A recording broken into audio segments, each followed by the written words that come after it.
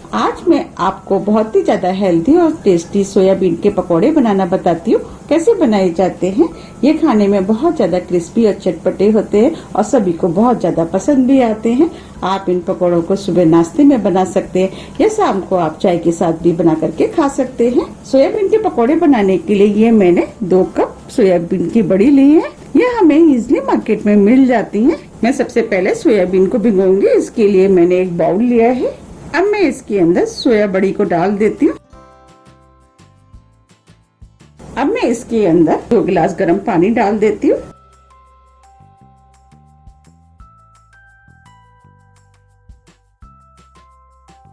जिससे कि ये सोया बड़ी फूल जाए और सॉफ्ट हो जाए। अब मैं इसे 20 मिनट के लिए ऐसे छोड़ देती हूँ। 20 मिनट करीब हो गए हैं। बढ़िया भी फूल गई है। अब मैं आपको दिखा देती हूँ।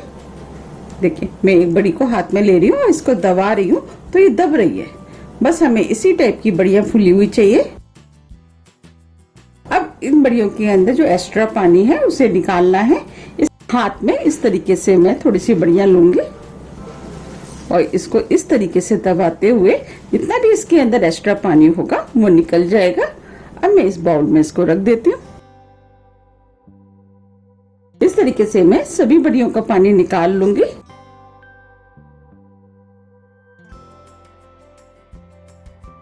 मैंने सभी बड़ियों का पानी निकाल दिया है। अब मैं इस पानी को फेंक देती हूँ और आपको सोयाबीन के पकौड़े बनाना बताती हूँ। ये मैंने मिक्सी का जार लिया है। अब मैं इसके अंदर 2 हरी मिर्च, 1 छोटे साइज की प्याज, कुछ लहसुन की कलियां, आधा इंच अदरक का टुकड़ा, इन सभी चीजों को इस जार के अंदर डाल देती हूँ और दरदरा पेस्ट बना लेती हूँ।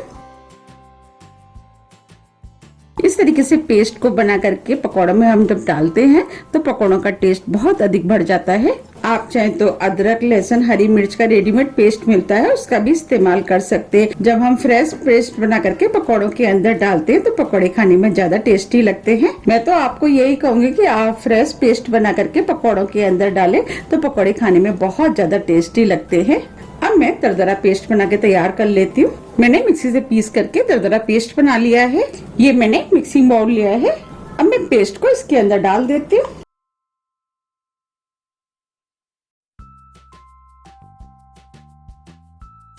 अब मैं इसके अंदर 3 बड़े चम्मच दही डाल देती हूँ। अब मैं इसके अंदर 3 बड़े चम्मच बेसन डाल देती हूँ।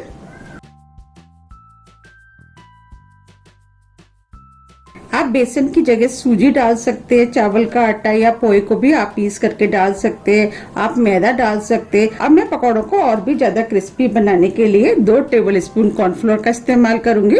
आप इसकी जगह अरारोट भी डाल सकते हैं या आप सूजी और बेसन का भी इस्तेमाल कर सकते हैं। पकौड़ों को और भी ज्यादा चटपटा और टेस्टी बनाने के लिए मैं कुछ मसाले का यूज करूंगी। 1 टीस्पून लाल मिर्च आप अपने टेस्ट के अनुसार कम या ज्यादा भी कर सकते हैं। 1 टीस्पून धनिया पाउडर, आधी टीस्पून गरम मसाला, 1/4 टीस्पून हल्दी पाउडर, नमक टेस्ट के अनुसार। अब मैं इसके अंदर 1 नींबू का रस डालूंगी। आप नींबू की जगह 1 टीस्पून चाट मसाले का इस्तेमाल कर सकते हैं या 1 टीस्पून आप अमचूर पाउडर भी डाल सकते हैं। थोड़ा सा हरा धनिया। अब मैं सभी चीजों को मिक्स कर देती हूँ। इन सभी चीजों को अच्छे से मिक्स करना है। मैंने सभी चीजों को अच्छे से मिक्स कर दिया है। अभी मुझे ये बैटर थोड़ा सा गाढ़ा लग रहा है। अब मैं इसके अंदर 2 टेबल स्पून पानी डाल देती हूँ। पानी को बैटर के अंदर मिक्स कर देती हूँ।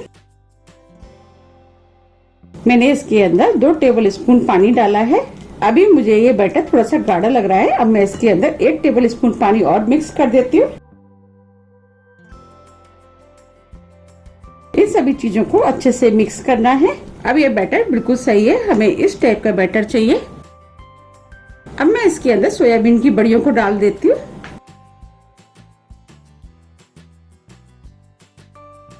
इस बैटर में मैं सोया बड़ी को मिक्स कर देती हूँ। हमें मसाले में बड़ियों को अच्छे से मिक्स करना है। आप चाहे तो हाथ से भी मिक्स कर सकते हैं। मैंने सोया बड़ी को मसाले में अच्छे से मिक्स कर दिया है। चलिए अब पकोड़े बनाना शुरू करते हैं। मैंने कढ़ाई में ऑयल गर्म करने के लिए रख दिया है। ऑयल गर्म हो गया है। हमें पकोड़े सेकने के लिए तेज गर्म ऑयल चाहिए। अब मैं इसके अंदर से एक एक पकौड़ा लेती जाऊंगी और डालती जाऊंगी। हमें इकट्ठे पकौड़े नहीं डालने, अगर हमने इकट्ठे पकौड़े डाल दिए तो ये आपस में चिपक सकते हैं, इसीलिए इनको एक एक करके ही डालना है।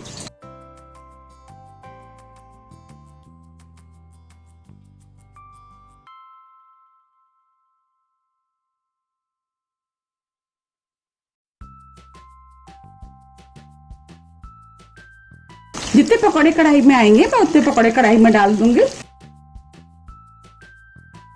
अब मैं पकौड़ों को सिकने देती हूँ। मैंने गैस को मीडियम कर दिया है जिससे कि पकौड़े क्रिस्पी बने। हमें इन पकौड़ों को मीडियम गैस पे ही तलना है।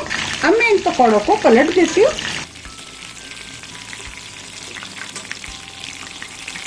अब मैं इन पकौड़ों को क्रिस्पी होने तक सिकने देती हूँ और गैस को मैं मीडियम ही रखूंगी। ये पकौड़े बहुत ज्यादा हेल्दी और टेस्टी होते हैं। अगर इन पकौड़ों को आपने एक बार खा लिया तो आप नॉनवेज खाना तो भूल ही जाएंगे। आप इन पकौड़ों को बनाइए, खाइए, फिर मुझे बताइए कि ये पकौड़े आपको कैसे लगे। हमें इन पकौड़ों को चारों तरफ से घुमाते हुए तलना है जिससे कि ये क्रिस्पी बने। अब ये पकौड़े सिक के तैयार हो गए हैं। अब मैं इनको निकाल लेती हूँ।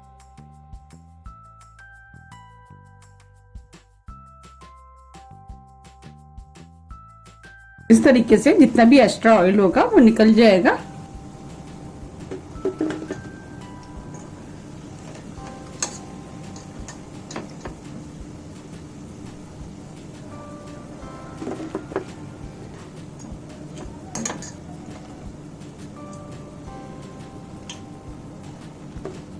आप देख पा रहे कितने बढ़िया तल के तैयार हुए हैं।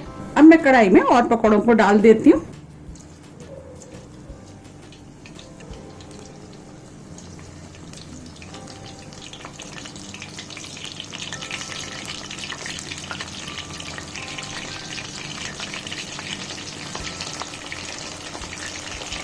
इन पकौड़ों को भी मैं उसी तरीके से तल लूंगी जैसे मैंने पहले तले थे। आप देख पा रहे कितने अच्छे सोयाबीन के पकौड़े बनके तैयार हुए हैं। आप इन पकौड़ों को एक बार जरूर ट्राई कीजिएगा, आपको ये पकौड़े बहुत ज्यादा पसंद आएंगे। अब मैं आपको दिखा देती हूँ कितने क्रिस्पी बनके तैयार हुए हैं।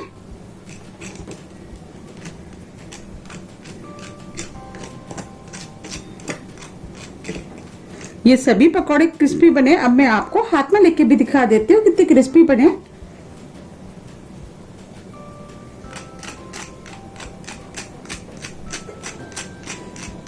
ये पकौड़े ऊपर से क्रिस्पी होते हैं और अंदर से सॉफ्ट। अब मैं आपको तोड़ के भी दिखा देती हूँ।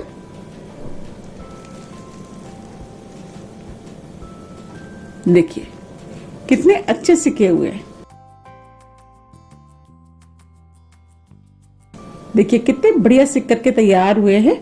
आप इन पकौड़ों को एक बार जरूर ट्राई कीजिएगा, आपको ये पकौड़े बहुत ज्यादा पसंद आएंगे। आप इसे किसी भी हरी चटनी, सॉस, आप किसी के साथ भी खा सकते हैं। ये सभी के साथ खाने में बहुत ज्यादा टेस्टी लगते हैं। अगर आपको मेरी रेसिपी पसंद आती है तो आप ज्यादा से ज्यादा फ्रेंड और फैमिली के साथ शेयर कीजिए। रेसिपी को लाइक कीजिए, चैनल को सब्सक्राइब कीजिए। सब्सक्राइब बटन के बगल में जो बेल आइकन है उसे आप प्रेस करना ना भूलिए, जिससे मेरे आने वाली वीडियो का मैसेज आप तक सबसे पहले पहुंच सके। हम फिर मिलते हैं नई रेसिपी के साथ। जब तक के लिए नमस्कार।